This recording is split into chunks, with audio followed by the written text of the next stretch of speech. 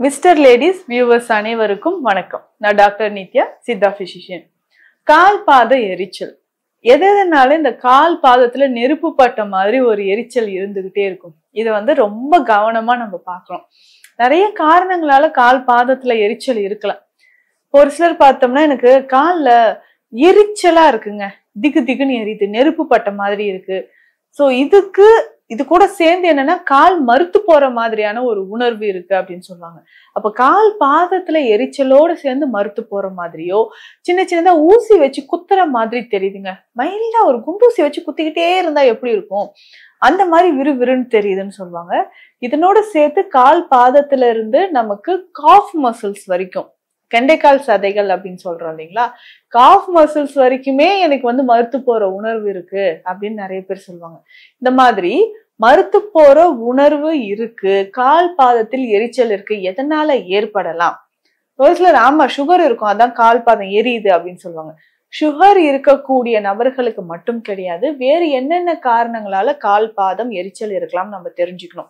சிலர் என்ன நினைப்போம்னா, நமக்கு சுகர் இத்தனை வருஷமா இருக்கு, இதனால கூட கால் பாதத்துல எரிச்சல் இருக்கலாம்.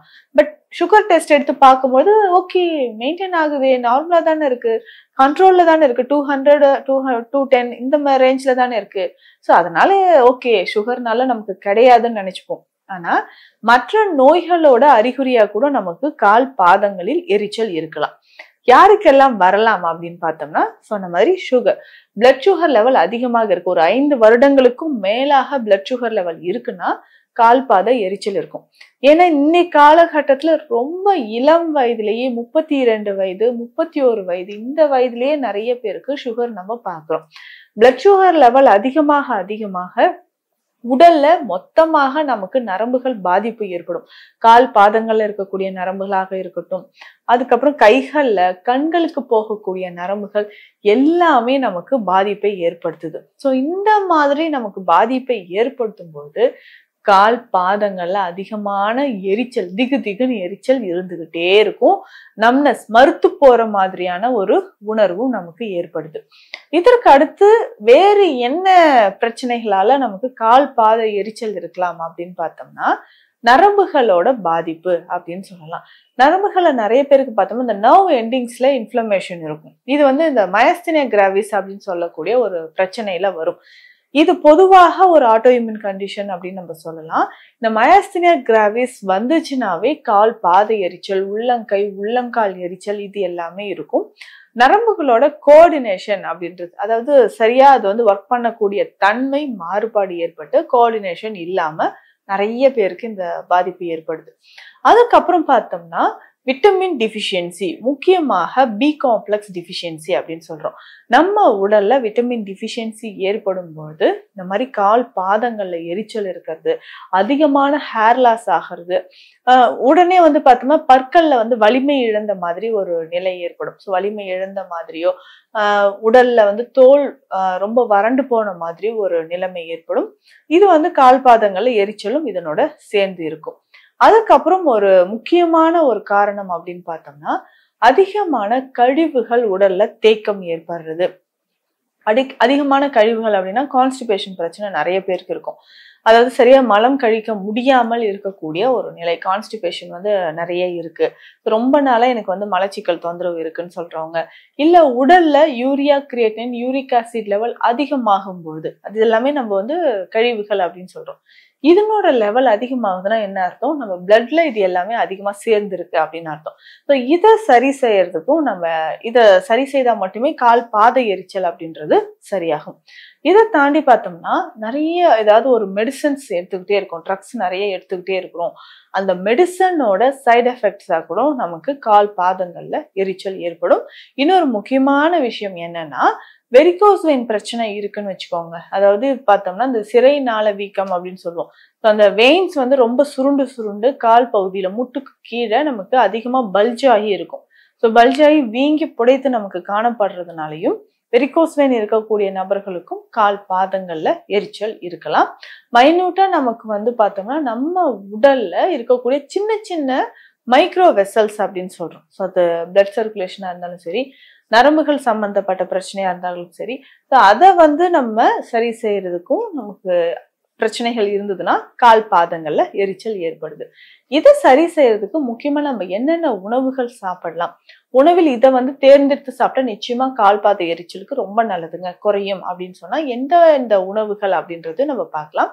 இதுல பொதுவாக சீட்ஸ் ரொம்ப முக்கியம். அதுலயும் பிளாக் சீட்ஸ் அப்படின்னு சொல்றோம் இல்லைங்களா, இது ரொம்ப ரொம்ப ரொம்ப முக்கியமானது. ஆளி விதை அப்படின்னு சொல்றோம். இந்த ஆளி விதையை பயன்படுத்தி கால் பாத எரிச்சல் எப்படிங்க சரியாகும்? நிச்சயமாக எப்படின்னா, இந்த பிளாக் சீட்ஸை தினமுமே நம்ம உணவில் ஒரு 5 கிராம் அளவுக்கு சேர்த்துக்கணும். அந்த அளவுக்கு இதுல ஒமேகா 3 ஃபேட்டி ஆசிட்ஸ் இருக்கு, நரம்புகளை வலிமை சேர்க்கக்கூடியது. இதை நம்ம சாப்பிடும்போது உடல்ல நிறைய மாற்றங்கள் நமக்கு தெரிய ஆரம்பிக்கும். பிளாக் சீட்ஸ் அப்படின்னு சொல்ற விஷயம், இந்த ஆளி விதைகளை லேசா வறுத்து பொடி பண்ணி எடுத்து வச்சுக்கணும். ஸோ இந்த பொடியை நம்ம என்ன பண்ணணும் அப்படின்னா, பால் நல்லா காய்ச்சின பால் எவ்வளவு தேவையோ அவ்வளவு எடுத்துக்கணும். அதுல ஒரு சிட்டிகை அளவு மிளகுத்தூள், ஒரு சிட்டிகை அளவுக்கு சுக்குத்தூள், ஒரு 5 கிராம் அளவுக்கு ஆளி விதை பொடி, தேவைக்கேற்ப இனிப்புக்கு ஏற்ப நம்ம நாட்டு சர்க்கரையோ இல்ல கருப்பட்டியோ சேர்த்து அந்த பாலில் டெய்லி ஒரு வேளை நம்ம குடிச்சிட்டு வந்தாலே போதும். கால் பாத எரிச்சல் நல்லாவே நமக்கு குறைய ஆரம்பிக்கும். ஏன்னா அந்த அளவுக்கு நமக்கு பிளாக் சீட்ஸ்ல நமக்கு நிறைய பலன்கள் கிடைக்குது. இதுலயுமே முக்கியமாக பார்த்தோம்னா சுகர் இருக்கிறவங்களுக்கு தான் கால் பாத எரிச்சல் அப்படின்னு நம்ம சொல்லிட்டோம். அப்ப சுகர் லெவலை குறைக்கிறதுக்குமே இந்த ஹோம் ரெமெடி ரொம்ப ரொம்ப ஹெல்ப்ஃபுல்லா இருக்கும்.